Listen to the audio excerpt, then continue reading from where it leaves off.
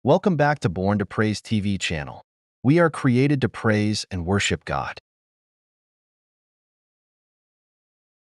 Hallelujah! Mga igsoon, atong nasinati sa pipila ka mga adlaw o sa mga nakalipas na mga panahon, ang mga kasinatian, ang mga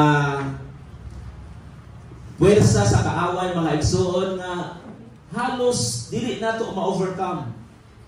Nakita o nadungog nato ang mga testimonyo sa mga kaigsuonan nato gikan sa Sibulan, o ilahang gibuhat mao ang pinaka-importante nga gibuhat nila nga modangob sa Ginoo diha sa mga pag-ampo.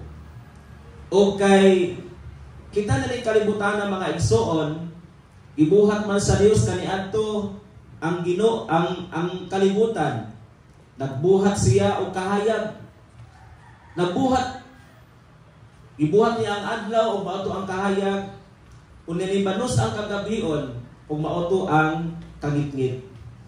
So, nagpasabot mga igsoon, ideally, nga nining kalibutana, ato ang makita na adunay kahayag o adunay kagitgit.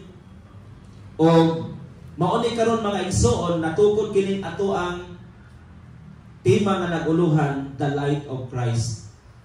Tungod kay ato ang gisaulog mga igsoon ang pagkatao, bidanag ang kahayag dinhi nato sa sinugdan mga igsoon, dili patungod ni Kristo walay butang nga nabuhat niining kalibutan. Walay kahayag ug walay kangitngit. O tungod kay gibuhat sa Dios ang tawo, sa pinakalas nga gibuhat sa Dios ang tawo, gipasagdan sa Dios, wala kontrola sa Dios, wala gihimong robot ang tao aron nga kontrolon sa Ginoo, apan do na siya gitawag og free will. Ado na siya kakawasan nga mo buhat sa gusto niyang pagabuhaton. Og mao ni karon mga igsoon, kung siya nagbuhat siya kagalingon nga kabubuton, dili kabubuton sa Ginoo, siya masugamak ug muadto siya sa kagitgit. Apan tungod kay ang gospel, tungod kay ang pulong sa Ginoo gisangyaw man, miari man si Kristo mga igsoon, sumala sa John chapter 1, 9 antod sa 13. Mao ni nga aduna tay karoy purpose nganong ang pulong sa Ginoo kinahanglan natong tun-an is to dispel the darkness and chaos over all the earth. Mayong itang dispel gani mga igsoon, meaning to drive away. Unsa mo to paghingilin, unsa mo to pag-alkontra mga igsoon, kung wala tay suga, wala tay weapon, wala tay sword, mga igsoon nga ato ang ikapatay sa kontra. Kay lagi mga igsoon, it is being stated na mugna napanagna na mga igsoon nga kining kalibutan na mga igsoon gigamhan gayud sa kangitngit. Mao na nga si Jesus ipadala dinhi sa kalibutan matud pa sa Juan kapitulo 3 bersikulo 16. Aron si kinsa katong motuo og mosalig kaniya, take note, dili lamang taman sa pagtuo, kundi dili mosalig pagyud makabaton sa kinabuhing walay katapusan. O kining tawo nga dunay kinabuhing walay katapusan, mao kini sila ang taong mananao nga nagpuyo diha sa kahayag. Walay makaalkontra sa kahayag mga igsoon, bisan pa ang kagitngit, kay ang hari sa kahayag mao si Jesus. Amen. So karon kung imong gidawas si Jesus, matud pa sa bersikulo 13, nagkanayon nga si bisan kinsa nga midawat sa bersikulo 12, si bisan kinsa nga midawat kaniya ug mituo kaniya, gihatagan niya og katungod nga mahimong anak sa Dios. Then kung ikaw ug ako anak sa Dios, ikaw ug ako nagpuyo diha sa kahayag. Kay si Kristo kahayag man. Kung ay purpose sa Pasko mga igsoon na kinahanglan dili sunod sa itong kasing-kasing matao si Jesus Christ. Kay kausara siya na tao sa pasungan. Could you imagine, ikaw mga igsoon na tao ka dito sa nindot ka ayong pagkatao, giputos ka, dili lampin ang giputos nimo. Nindot ang imong pagkatao, aircon gi pagkatao ka, pero si Jesus Christ tuwa sa pasungan mga igsoon, dunay mga taig kanding dito, mga karnero unsa pa na diya baho kay sa tanan, mga ihi sa kanding baling pagkabahoa. Pero wala na gisapayan ni Jesus Christ. Ang gusto sa Bible, ang gusto sa pulong sa Ginoo nga ikaw o ako dawaton si Kristo aron matawo siya sa atong kasing-kasing. Sa diyang matawo na siya sa kasing-kasing, Jesus Christ is no longer in a manger. Wala na siya diya sa pasungan. Kundi naa siya mapuyo, asa siya nagpuyo sa imong kasing-kasing. Muna hinungdan nga makadispel ta. Muna hinungdan nga makadrive out ta sa darkness. Muna hinungdan nga makasalikway ta sa kangit-ngit. O sa tanang mga problema nga pwede mo abot sa itong makinabuhi. Muna uban mga igsoon kung walay Kristo, gamay lang kayong problema, hikog suicide na lang ang solusyon.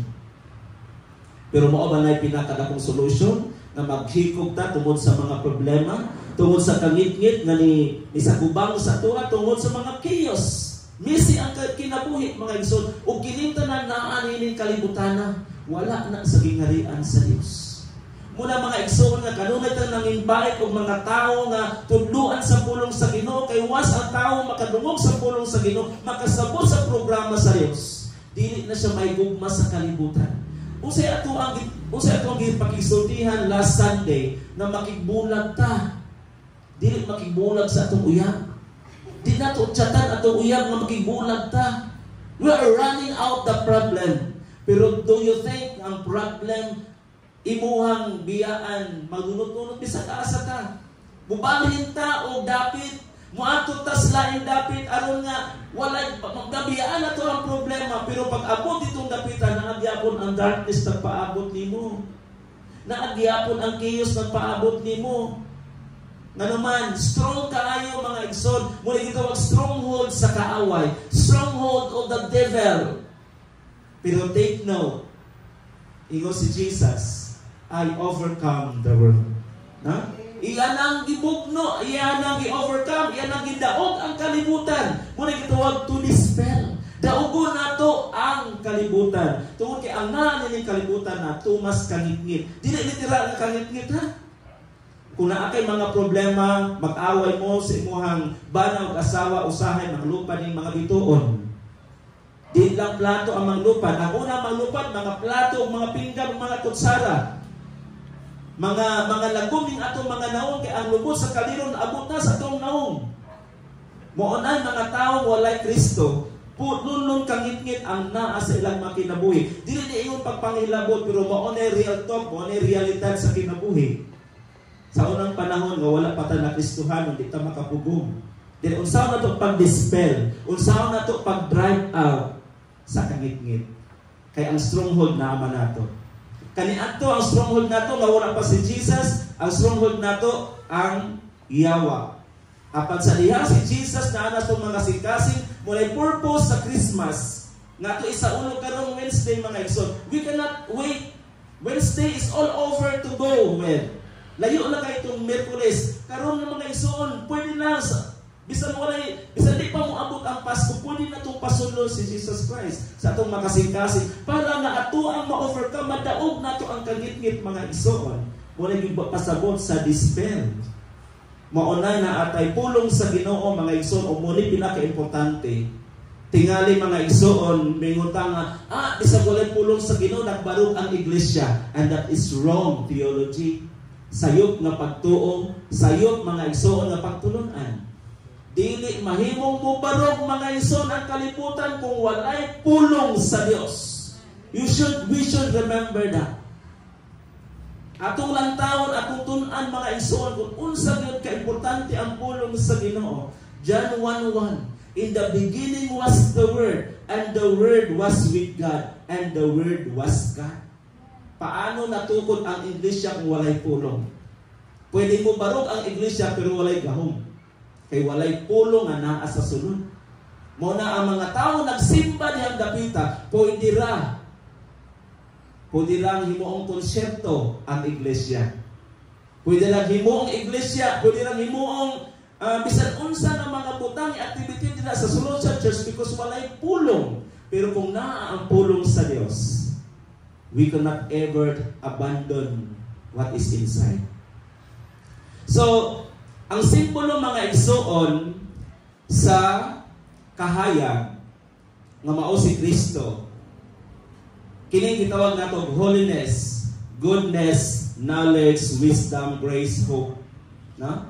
Then in order mga igsoon, ma-drive out nato ang kangit-ngit o ang mga problema o ang mga chaos dinhi sa kalibutan, matod pa sa bersikulo 9, gipadayag ang kahayag. Amen? Gipadayag ang kahayag. Na? So the true light that gives light to everyone was coming into the world. Ang tinuod nga kahayag nga nitan-ang mga igsoon sa matag usa-usa, niabot dinhi sa kalibutan.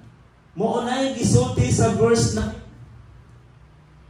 ug ang simbolo mga igsoon sa kahayag, doon ako'y nakita dinhi sa bersikulo. Doon ay 7 ka mga simbolo or characteristic of this light nga naa mismo sa ato ang Ginoo atong makita. This is a communicable characteristic of the Lord Jesus Christ. Number 1, kaning gitawag nato og holiness. Ang ipasabot sa holiness mga igsoon, makita nato na siya sa verse sa Hebrews chapter 12 verse 14 to 16. Abrihan nato ang kasulatan na makita sa Hebrehanon kapitulo 12 bersikulo 14 hangtod sa bersikulo 16. Matod pa din mga igsoon sa bersikulo 14. Paningkamuti ninyo nga maayo ang inyong relasyon ngadto sa tanang mga tao. O paningkamuti usab ninyo nga matarong ang inyong kinabuhi. Kay kung dili matarong ang inyong kinabuhi, dili kamo makakita sa Dios. Nagpasabot na without holiness, we cannot able to see God. Di gyud nato makita ang Dios mga igsoon kung walay pagkabalaan. Meaning, ang pagkabalaan, wala lang na siya makita sa ato ang sinuotan. Kay naa karon kaayo mga igsoon na ang ilang sinuotan hangtod din hindapita sa angkol nila magbistida kay kuno para balaan. Na? Wala lang na siya diha makita nato. Ang pagkabalaan, pwede po nato makita sa sinultihan.